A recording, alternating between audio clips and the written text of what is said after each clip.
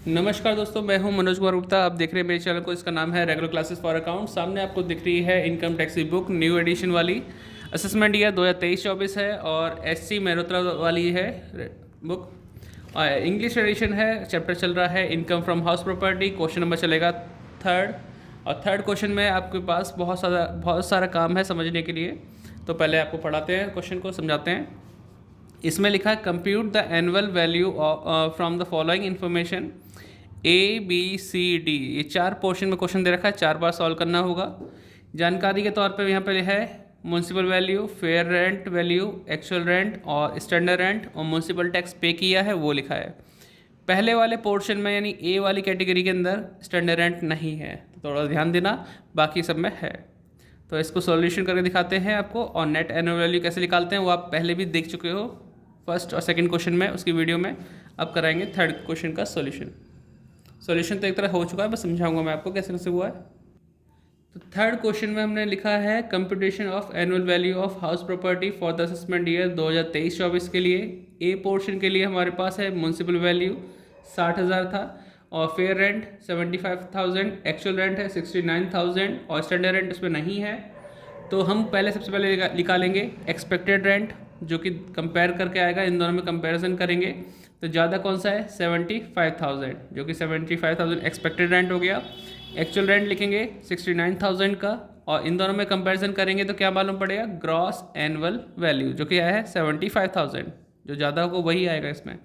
Municipal tax दे रखा था 6,000 का, उसे माइनस कर देंगे, 69,000 की एनुअल वैल्यू आ जाएगी। वही हमारा आंसर है जो आपने देख रखा होगा पहले वाली में। अब इसके बाद आता है बी वाला पोर्शन। आप वीडियो को पॉज करके नोट डाउन कर लेना, ठीक है। अब चलते हैं बी पोर्शन की तरफ। तो बी में हमें दे रखी है 4 चीज़ें। म्यूनसिपल वैल्यू दे रखी है 48,000, और फेयर रेंट वैल्यू दे रखी है इसमें 60,000, स्टैंडर्ड रेंट है 72,000 का, और एक्चुअल रेंट है 54,000। अब आपको देखना है कि भाई एक्सपेक्टेड रेंट क्या आएगा। इन दोनों में से ज़्यादा जो भी होगा वो देखते हैं हम। इन दोनों में से ज़्यादा है 60,000, लेकिन वो स्टैंडर्ड रेंट से ज़्यादा नहीं होना चाहिए, ठीक है। तो इस तरीके से देखेंगे तो भाई हाँ 60,000 इससे कम है, 60,000 लिख दिया। एक और तरीका आता है इसे समझाने का, समझने का। उसमें कैसे करते हैं, इन दोनों में से जो भी ज़्यादा हो वो वैल्यू फाइंड आउट करो, 60,000 ज़्यादा है, और फिर इस वैल्यू और इस वैल्यू में देख लो कि दोनों में से कम कौन सा है, वो 60,000। तो उस तरीके से भी कर सकते हो, अदरवाइज मेरा तरीका भी कर सकते हो जो मैंने पहले बोला था कि भाई इन दोनों में से जो भी ज़्यादा हो लेकिन स्टैंडर्ड रेंट से ज़्यादा नहीं होना चाहिए, और ज़्यादा होने के केस में स्टैंडर्ड रेंट ही यहाँ आता है। तो फिलहाल कम था, 60,000 आ गया। एक्चुअल रेंट कितना है 54,000। दोनों में से जो भी ज़्यादा होगा वो होगा ग्रॉस एनुअल वैल्यू, 60,000 आ गया। म्यूनसिपल टैक्स 4800 दे रखा था, माइनस किया, आंसर आया 55,200। ये आपका एनुअल वैल्यू हो गया है।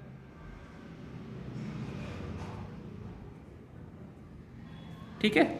अब बात करते हैं सी पोर्शन के लिए। सी में हमें दे रखा है थोड़ा सा यहाँ पे, बाकी पीछे से कराएंगे। म्यूनसिपल वैल्यू दे रखी है 36,000 की, फेयर रेंट वैल्यू है 45,000, और स्टैंडर्ड रेंट है 42,000, और एक्चुअल रेंट है 40,000 रुपये, ठीक है। अब देखते हैं इनमें से ज़्यादा क्या है। दोनों में से 45 ज़्यादा है, लेकिन स्टैंडर्ड रेंट कितना आ रहा है 42, तो इससे भी ज़्यादा हो रहा है। तो इस केस में स्टैंडर्ड रेंट को ही आप क्या लिखोगे एक्सपेक्टेड रेंट, क्योंकि कोई भी ज़्यादा हो वो अमाउंट इससे ज़्यादा नहीं होनी चाहिए, ठीक है। ज़्यादा होने के केस में स्टैंडर्ड रेंट ही एक्सपेक्टेड माना जाएगा। गलत करा, चलो अभी देख के बताते हैं। तो आपको यहाँ पे देखने को मिलेगा भाई जो भी ज़्यादा होगा वो इससे ज़्यादा नहीं होना चाहिए। तो 42,000 की अमाउंट आनी चाहिए हमारी एक्सपेक्टेड रेंट में। तो गलती से बच्चे से द्वारा थोड़ी सी गलती हुई है, उसे सही करते हैं। आपको यहाँ दिख रहा होगा। तो एक्सपेक्टेड रेंट में कितना लिखेंगे हम 42,000, ठीक है। और 42,000 और 40,000 का एक्चुअल रेंट दे रखा है। अब इन दोनों में से ज़्यादा कौन सा है 42, तो 42 को हम साइड में लिख देते हैं, 42,000 आएगा। और म्यूनसिपल टैक्स कितना था 3600 माइनस करो कितना आएगा इसमें, चेक करो। 42,000 माइनस 3600,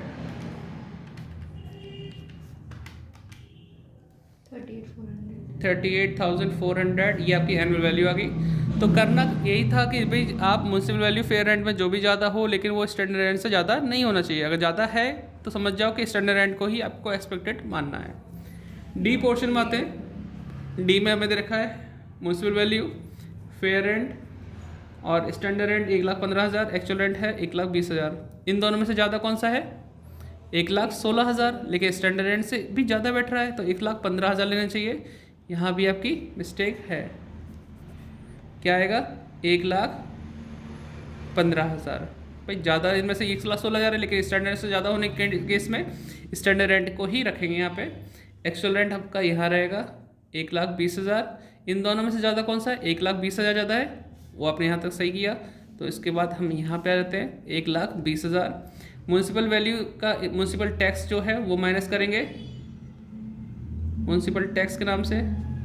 यहाँ भी सही करना है म्यूनसिपल टैक्स। ठीक है, आप भी चेक कर लेना। म्यूनसिपल टैक्स माइनस करते हैं 9,600, तो अमाउंट आई 1,10,400। ठीक है, लेस म्यूनसिपल टैक्स करना होता है। तो अगर आपने म्यूनसिपल वैल्यू देखा पीछे वाली वीडियो में तो फिर सही कर लेना। ठीक है, मैं भी चेक कर लेता हूँ। म्यूनसिपल वैल्यू टैक्स कर देते हैं। ये आपने अपने आप से किया था, थोड़ा सा नए नए हो सीख जाओगे। तो ठीक है, तो मैंने यहाँ चेंज कर दिया, म्यूनसिपल टैक्स आएगा। आप भी म्यूनसिपल टैक्स कर देना यहाँ पे, और वीडियो को पॉज करके अपने क्वेश्चन को नोट डाउन कर सकते हैं। तो इतनी सी वीडियो थी, कोई डाउट हो तो बताना ज़रूर। फिर मिलते हैं नेक्स्ट वीडियो में, बाय बाय। और बुक अगर आपके पास नहीं है, बुक लेना है, तो वीडियो डिस्क्रिप्शन में आपको लिंक मिल जाएगा, बाइंग लिंक इस राइटर की बुक का, तो आप ले सकते हैं। घर तक पहुंचाएंगे वो लोग। मिलते हैं नेक्स्ट वीडियो में।